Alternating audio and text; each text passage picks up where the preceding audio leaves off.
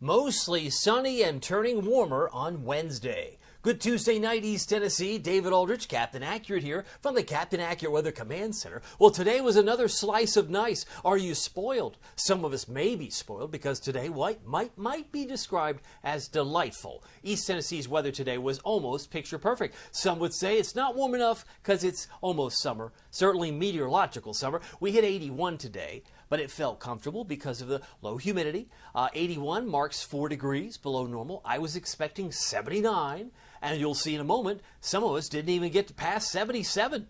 But the low this morning was 59. That put us 5 degrees below the average in the morning hours. When I say 77, that would include Middlesboro, La Follette, Morristown, Newport, 77 there in Kingston, Wartburg, and 73 in Oneida. That's pretty cool. When you're 8 degrees cooler in Scott County as compared to McGee Tyson, you feel like you're in a different atmosphere altogether. It was 81 today in Maryville. Look around the state. They hit 81 in Nashville, 77 in Lexington, but 10 degrees warmer down there in Atlanta. They were at 87 versus Lexington at 77 degrees today. Let me show you the ultimate Doppler radar. Not much to see here, but the radar doing its job, presented by your local Marco's Pizza. A dry scan from Crossville to Greenville. Of course, Marco's Pizza, a great idea for maybe a snack or maybe a dinner. Marcos.com. We have locations in Hardin Valley, Farragut, Maryville, Fountain City, Halls, Oak Ridge, as well as Middlebrook Pike and Ebenezer Road. Now under new ownership, new leadership, and better than ever.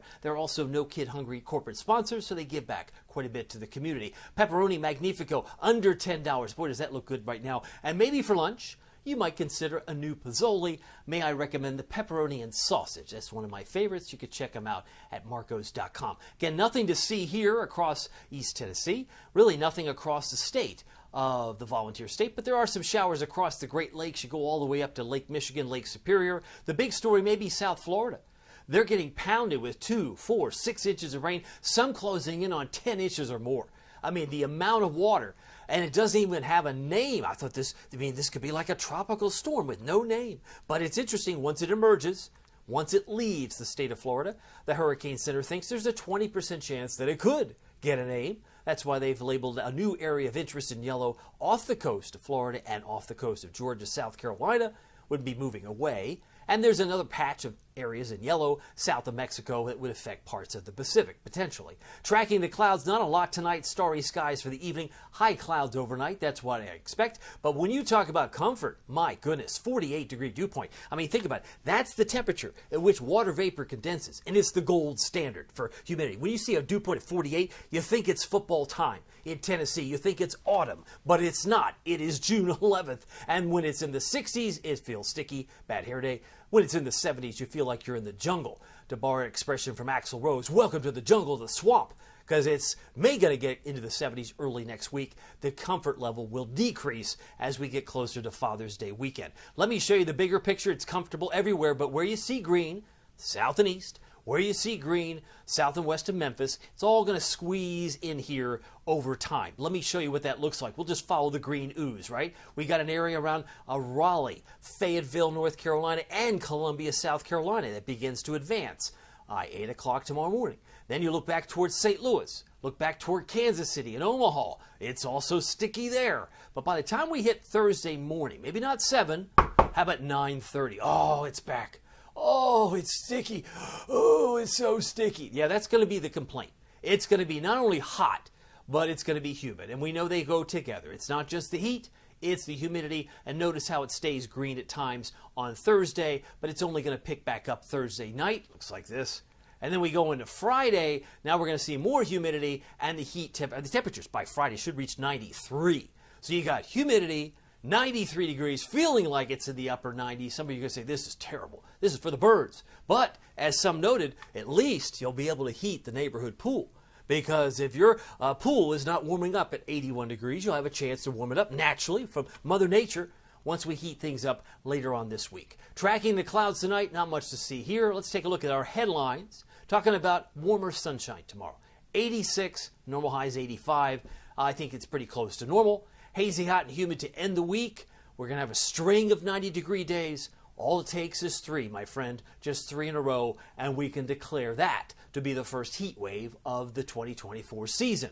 And of course, it's going to be hot for Dad's Day, but hopefully Dad will find a shady place to fish if he's going to be fishing on Father's Day. I want to show you some hot spots here from the Storm Prediction Center. Their focus tomorrow is to the north. We go to Minneapolis, St. Paul, to Rochester, Minnesota, and Sioux Falls, Sioux City, northern parts of Iowa. Scattered severe storms may break out there tomorrow, including, but not limited to, isolated in Lincoln, Nebraska, and maybe up toward parts of Wisconsin.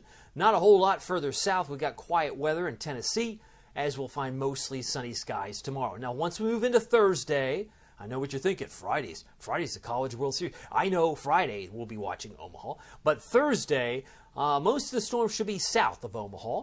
The worst of it, it'll be centered around Kansas City, Columbia, and Peoria, Illinois, Springfield, Illinois, for scattered severe storms. And you could probably throw in Denver and Chicago, Milwaukee, and St. Louis for isolated severe storms on Thursday. Interesting to note, the Storm Prediction Center thinks we in Knoxville have a chance for some thunder, but I think it's probably more like Bryson City. It's Klingman's Dome. I think it's south and east of us, as I'll illustrate with the Futurecast. I don't see any precipitation for us on Thursday, but I am willing to agree to disagree, right? Our friends at the Storm Prediction Center has this on their map, but they may change that tomorrow. We'll have to wait and see. I think it's going to stay south and east of the Tennessee line. It'll be probably in the Bryson City, western North Carolina area on Thursday. Here's how it plays out. Tonight, high pressure, beautiful, lots of stars, giving way to a few high clouds by morning. It's a mostly sunny day tomorrow. And then once we move into Thursday, look what's trying to form. There looks like a little bit of convergence in green in the mountains. But then we move into midday Wednesday. Looks fine. 7:15 on Thursday morning looks fine. Oh, there it is. Ding, ding, ding. A couple of showers maybe near Asheville. I think a lot of it's radar noise, but I think it's going to stay far enough away that we will not have issues here in Knoxville, but it certainly could be on the other side of the Smoky Mountains. Meanwhile, Futurecast shows 8 o'clock Friday. They'll have more storms in Kentucky, but it should dry up because it's going to be moving into drier air. I don't see it being a problem for us, as we'll have a string of hot, humid days. What about the fog in the morning? Could we see it? Yes, it's possible, but it might be so patchy that you may not encounter it. 7 a.m. tomorrow looks like this. Maybe a few patches there around Newport or Maryville, maybe north of Wartburg and near Jellicoe. That would take us to about 8:15, and then we're pretty much off to the races. But tonight, look for a low of 57, another comfortable, very comfortable night. Starry skies for the evening. High clouds increase overnight, winds northeast 3 to 8. Tonight we're down to 55, Morristown, Newport, 52 in Wartburg, and Crossville, 52. 55 in Duff, Caryville, Jacksboro, La Follette, 52, Bell County. We're looking at Middlesboro, where there may be some patches of fog in Crater City tomorrow morning. High temperature Wednesday, 86. A mostly sunny day turning warmer.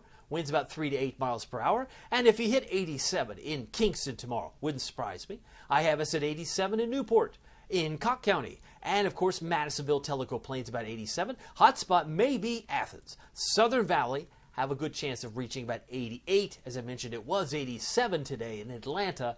We'll be pretty much copying and paste some of those numbers in our Southern Valley tomorrow. So here's your Captain Accurate Weather Authority forecast for Knoxville, East Tennessee. We're going to kick it up another 5 degrees on Thursday to 91. Friday, we could be within 3, he says. 3 degrees of the record high. Record high Friday, by the way, is 96 from 1943. I don't think we'll hit it, but I thought I'd tell you about it. Saturday, not even close, 91. Record high on Saturday's 96, so we'd be 5 degrees off there. But Sunday is Dad's Day. Sunday is Father's Day. 95, looks like the hottest day of the week would be Sunday, and the record high is 98. So that would put us within 3 degrees Sunday. So within 3 degrees Friday and Sunday, probably the closest will be to records.